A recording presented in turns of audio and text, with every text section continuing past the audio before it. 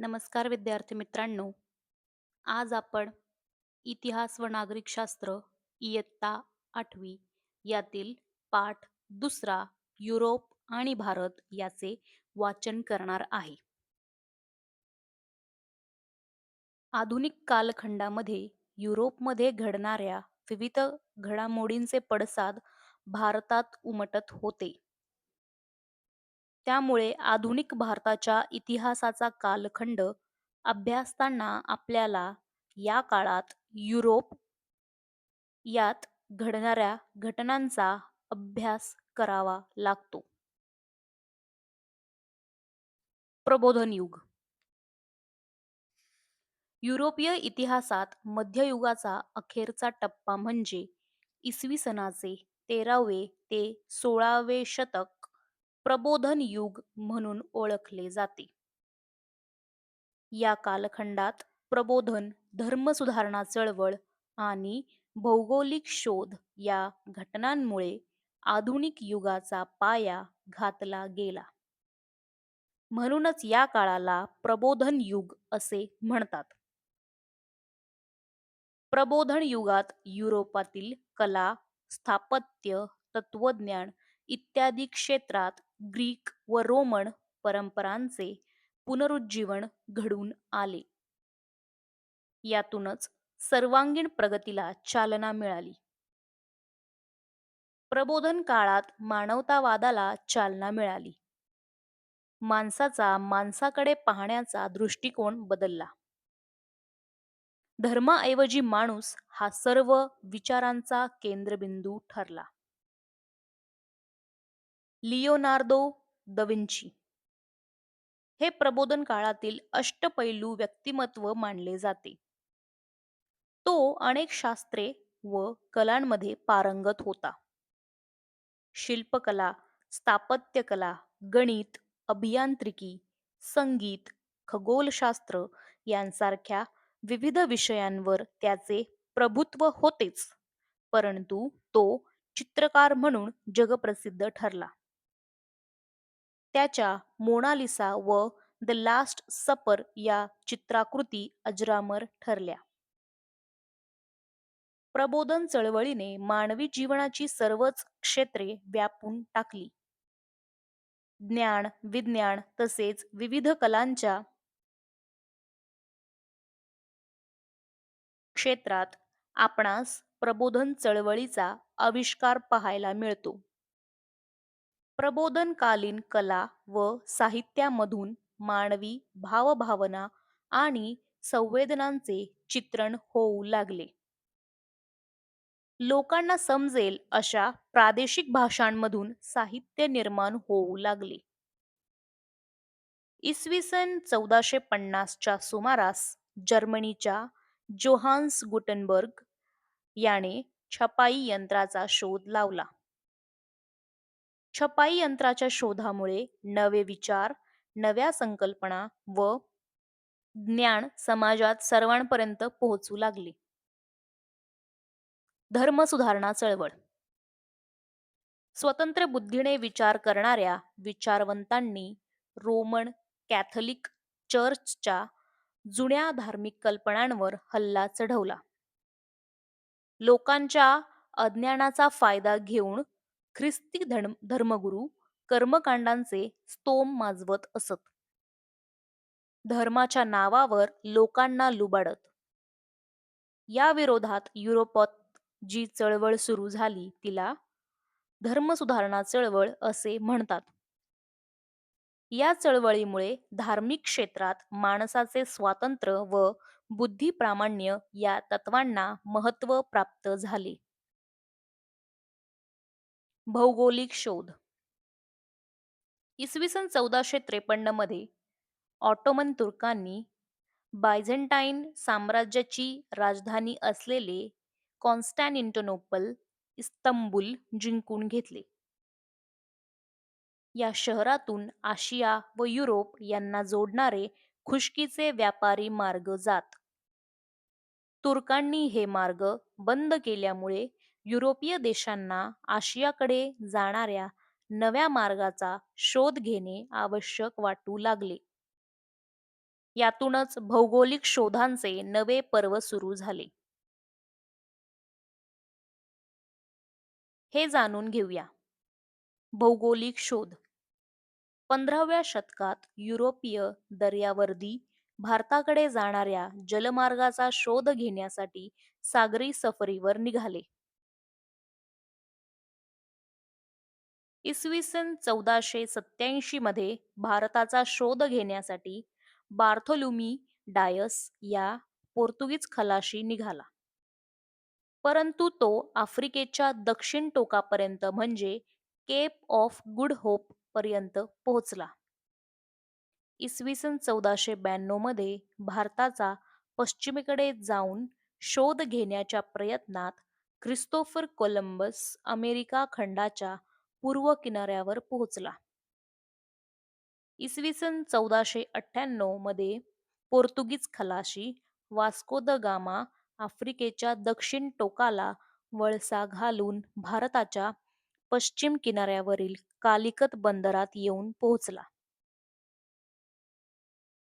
करून पहा.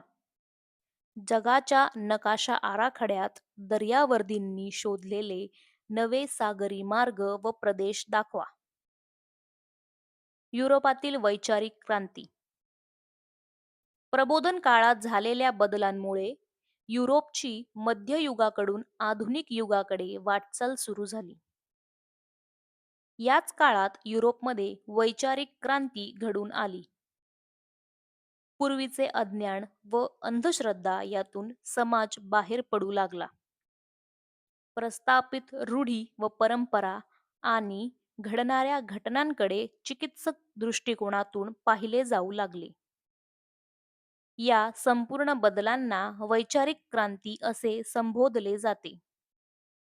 या वैचारिक क्रांतीतून युरोपमध्ये वैज्ञानिक क्षेत्रामध्ये संशोधनाला चालना मिळाली. राजकीय क्षेत्रातील क्रांती.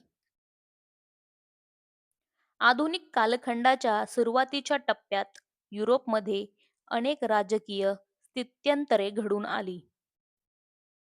18व्या तसेच 19व्या शतकात घडलेल्या अनेक क्रांतिकारक घटनांमुळे हा कालखंड क्रांतियुग म्हणून ओळखला जातो. या काळात इंग्लंडमध्ये संसदीय लोकशाहीचा विकास झाला. कॅबिनेट पद्धतीच्या स्वरूपात बदल झाला. इसवी सन 1689च्या बिल ऑफ राईट्समुळे राजाच्या अधिकारावर मर्यादा घातल्या गेल्या. पार्लमेंटचे सार्वभौमत्व प्रस्थापित झाले. अमेरिकन स्वातंत्र्य युद्ध. युरोपात घडणाऱ्या क्रांतिकारक घडामोडींच्या पार्श्वभूमीवर अमेरिकेतील स्वातंत्र्य युद्धाचाही विचार करणे महत्त्वाचे ठरते. अमेरिका खंडाच्या शोधानंतर युरोपीय देशांनी आपले लक्ष या खंडाकडे वळवले. साम्राज्यवादी युरोपीय देशांनी अमेरिका खंडाचे विविध प्रदेश ताब्यात घेऊन तेथे आपल्या वसाहती स्थापन केल्या. इंग्लंडने उत्तर अमेरिकेच्या पूर्व किनारपट्टीवर 13 वसाहती स्थापन केल्या. सुरुवातीस इंग्लंडचे या वसाहतींवर नाममात्र वर्चस्व होते, परंतु पुढील काळात इंग्लंडच्या पार्लमेंटने अमेरिकन वसाहतींवर जाचक बंधने व कर लादण्यास सुरुवात केली. अमेरिकन वसाहतीतील स्वातंत्र्यप्रिय जनतेने याला विरोध केला. इंग्लंडने वसाहतींना दडपण्यासाठी वसाहतींविरोधात युद्ध पुकारले. अमेरिकन वसाहतींनी जॉर्ज वॉशिंग्टनच्या नेतृत्वाखाली सैन्य संघटित करून प्रतिकार केला. अखेरीस वसाहतींच्या सैन्याचा विजय झाला. ही घटना अमेरिकेचे स्वातंत्र्य युद्ध म्हणून ओळखली जाते. यातूनच अमेरिकेची संयुक्त संस्थाने हा संघराज्य शासन पद्धती, लिखित राज्यघटना असणारा व लोकशाही व्यवस्था असलेला नवा देश अस्तित्वात आला. फ्रेंच राज्यक्रांती. इसवी सन 1789 मध्ये फ्रान्समधील जनतेने तेथील अनियंत्रित अशा अन्यायकारक राजेशाही आणि सरंजामशाही विरुद्ध उठाव केला आणि प्रजासत्ताकाची स्थापना केली. ही घटना फ्रेंच राज्यक्रांती म्हणून ओळखली जाते. फ्रेंच राज्यक्रांतीने जगाला स्वातंत्र्य, समता, बंधुता या मूल्यांची देणगी दिली. जगाच्या इतिहासातील राजकीय क्रांतींमध्ये अमेरिकन स्वातंत्र्य युद्ध आणि फ्रेंच राज्यक्रांतीला विशेष महत्त्वाचे स्थान आहे. औद्योगिक क्रांती 18व्या शतकाच्या उत्तरार्धापासून युरोपातील औद्योगिक क्षेत्रावर क्रांतिकारक बदल घडू लागले. बाष्पशक्तीवर चालणाऱ्या यंत्रांच्या सहाय्याने उत्पादन होऊ लागले. छोट्या घरगुती उद्योगधंद्यांची जागा मोठ्या कारखान्यांनी घेतली. हातमागाऐवजी यंत्रमागाचा वापर सुरू झाला. आगगाडी आणि आगबोटीसारखी वाहतुकीची नवी साधने आली. यंत्रयुग अवतरले. यालाच औद्योगिक क्रांती असे म्हणतात. इंग्लंडमध्ये औद्योगिक क्रांतीला प्रारंभ झाला आणि नंतर ती टप्प्याटप्प्याने पाश्चात्य जगात पसरली. या काळात इंग्लंडची औद्योगिक भरभराट इतकी झाली की इंग्लंडचे वर्णन जगाचा कारखाना असे केले जाऊ लागले. भांडवलशाहीचा उदय नव्या सागरी मार्गांच्या शोधानंतर युरोप व आशियाई देशांमधील व्यापाराच्या नव्या पर्वाला सुरुवात झाली. सागरी मार्गाने पूर्वेकडील देशांशी व्यापार करायला अनेक व्यापारी पुढे आले. मात्र एकट्या व्यापाऱ्यास जहाजातून माल परदेशी पाठवणे शक्य नव्हते. त्यामुळे अनेक व्यापारी एकत्र येऊन त्यांनी व्यापार सुरू केला. यातूनच भागभांडवल असणाऱ्या अनेक व्यापारी कंपन्या उदयास आल्या. पौर्वात्य देशांशी होणारा व्यापार फायदेशीर होता. या व्यापारातून देशांची आर्थिक भरभराट होत असे. त्यामुळे युरोपातील राज्यकर्ते व्यापारी कंपन्यांना लष्करी संरक्षण व व्यापारी सवलत देऊ लागले. या व्यापारामुळे युरोपीय देशांमध्ये धनसंचय वाढीस लागला. या संपत्तीचा उपयोग भांडवलाच्या रूपात व्यापार व उद्योगधंद्यांमध्ये केला जाऊ लागला. यामुळे युरोपीय देशात भांडवलशाही अर्थव्यवस्थेचा उदय झाला. वसाहतवाद एका देशातील काही लोकांनी दुसऱ्या भूप्रदेशातील एखाद्या विशिष्ट भागात वस्ती करणे म्हणजेच वसाहत स्थापन करणे होय. आर्थिक व लष्करीदृष्ट्या बलशाली देशाने आपल्या सामर्थ्याच्या बळावर एखादा भूप्रदेश व्यापणे आणि त्या ठिकाणी आपले राजकीय वर्चस्व प्रस्थापित करणे म्हणजेच वसाहतवाद होय. युरोपीय देशांच्या याच वसाहतवादी प्रवृत्तीतून साम्राज्यवाद उदयास आला. साम्राज्यवाद विकसित राष्ट्राने अविकसित राष्ट्रावर आपले सर्वांगीण वर्चस्व प्रस्थापित करणे व अनेक नव्या वसाहती स्थापन करणे म्हणजेच साम्राज्यवाद होय. आशिया व आफ्रिका खंडातील अनेक राष्ट्रे युरोपीय राष्ट्रांच्या या साम्राज्यवादी महत्त्वाकांक्षेला बळी पडली. ब्रिटिश ईस्ट इंडिया कंपनीचा भारतातील साम्राज्यवाद भारतात व्यापारी मक्तेदारी मिळवण्यासाठी युरोपीय सत्तांमध्ये अटीतटीची स्पर्धा होती. इसवी सन 1600 मध्ये इंग्रजांनी भारतात व्यापार करण्यासाठी ब्रिटिश ईस्ट इंडिया कंपनीची स्थापना केली होती. या कंपनीने जहांगीर बादशहाकडून परवानगी मिळवून सुरत येथे वखार स्थापन केली. या कंपनीमार्फत भारताचा इंग्लंडशी व्यापार चलत असे. इंग्रज व फ्रेंच संघर्ष भारतातील व्यापारी स्पर्धेत इंग्रज आणि फ्रेंच एकमेकांचे प्रतिस्पर्धी होते. या स्पर्धेमुळे इंग्रज आणि फ्रेंच यांच्यात 3 युद्धे झाली. ती युद्धे कर्नाटक युद्धे म्हणून ओळखली जातात. तिसऱ्या कर्नाटक युद्धात इंग्रजांनी फ्रेंचांचा निर्णायक पराभव केला. त्यामुळे ब्रिटिश ईस्ट इंडिया कंपनीला भारतात प्रबळ युरोपीय स्पर्धक उरला नाही. बंगालमध्ये ब्रिटिश ईस्ट इंडिया कंपनीच्या सत्तेचा पाया. बंगाल प्रांत हा भारतातील अत्यंत समृद्ध असा प्रांत होता. इसवी सन 1756 साली सिराजुद्दौला हा बंगालच्या नवाबपदी आला. ईस्ट इंडिया कंपनीचे अधिकारी मुघल बादशहाकडून बंगाल प्रांतात मिळालेल्या व्यापारी सवलतीचा गैरफायदा करत. इंग्रजांनी नवाबाची परवानगी न घेता कोलकाता येथील आपल्या वखारीभोवती तटबंदी उभारली. यामुळे सिराजुद्दौलाने इंग्रजांवर चाल करून कोलकात्याची वखार काबीज केली. या घटनेने इंग्रजांमध्ये असंतोष निर्माण झाला. रॉबर्ट क्लाइव्ह याने मुत्सद्देगिरीने नवाबाचा सेनापती मीर जाफर यास नवाबपदाचे आमिष दाखवून आपल्या बाजूने वळवले. इसवी सन 1757 मध्ये प्लासी येथे नवाब सिराजुद्दौला व इंग्रज सैन्याची गाठ पडली.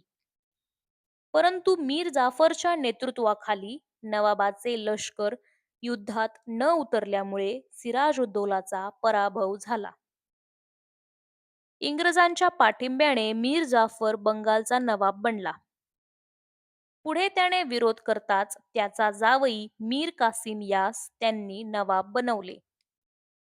मीर कासिमने इंग्रजांच्या बेकायदेशीर व्यापाराला आळा घालण्याचा प्रयत्न करताच त्यांनी पुन्हा मीर जाफरला नवाबपद दिले. बंगालमधील इंग्रजांच्या कारवायांना लगाम घालण्यासाठी मीर कासिम, अयोध्येचा नवाब शुजाउद्दौला आणि मुघल बादशहा शाह आलम यांनी इंग्रजांविरुद्ध एकत्र मोहीम काढली. इसवी सन 1764 मध्ये बिहार येथील बक्सार येथे युद्ध झाले. त्यात इंग्रजांचा विजय झाला. या लढाईनंतर अलाहाबादच्या तहानुसार बंगालच्या सुभ्यात दिवाणी म्हणजेच महसूल गोळा करण्याचा अधिकार ब्रिटिश ईस्ट इंडिया कंपनीला मिळाला. अशा प्रकारे भारतातील इंग्रजी सत्तेचा पाया बंगालमध्ये घातला गेला. इंग्रज म्हैसूर संघर्ष. म्हैसूर राज्यातील हैदर अलीने उठाव करून म्हैसूरचे राज्य ताब्यात घेतले. हैदर अलीच्या मृत्यूनंतर त्याचा मुलगा टिपू सुलतान म्हैसूरच्या सत्तेवर आला. त्याने इंग्रजांविरुद्धचा लढा शर्थीने लढवला. अखेर 1799 मध्ये श्रीरंगपट्टण येथे झालेल्या युद्धात टिपू सुलतान मरण पावला. अशा रीतीने म्हैसूरच्या प्रदेशावर इंग्रजांचे वर्चस्व निर्माण झाले.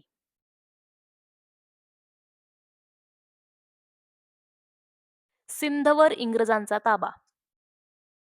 भारतातील आपली सत्ता सुरक्षित करण्यासाठी इंग्रज वायव्य सरहद्दीकडे वळले. रशिया भारतावर अफगाणिस्तानातून आक्रमण करेल अशी त्यांना भीती होती. म्हणून इंग्रजांनी अफगाणिस्तानवर आपला प्रभाव प्रस्थापित करण्याचे ठरवले.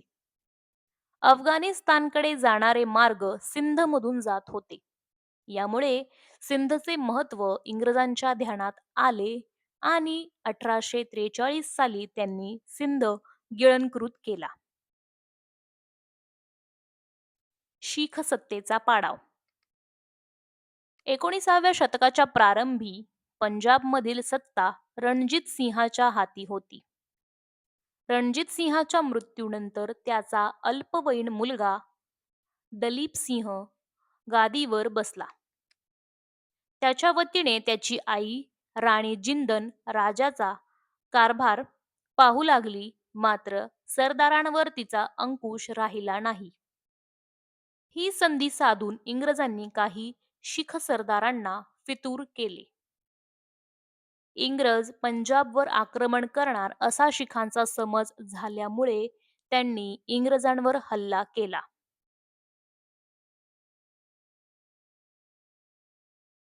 या पहिल्या शीख-इंग्रज युद्धात शिखांचा पराभव झाला.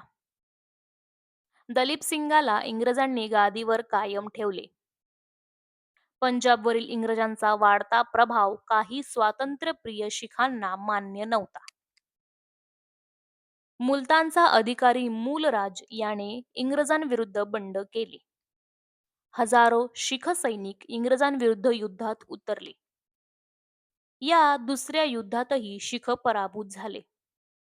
1849 मध्ये इंग्रजांनी पंजाबचा प्रदेश आपल्या राज्याला जोडला. मराठ्यांची सत्ता ही भारतातील महत्वाची प्रबळ सत्ता होती. मराठ्यांचा पराभव करून इंग्रजांनी भारतातील आपल्या सत्तेचा पाया मजबूत कसा केला याचा अभ्यास आपण पुढील पाठामध्ये करणार आहोत. धन्यवाद.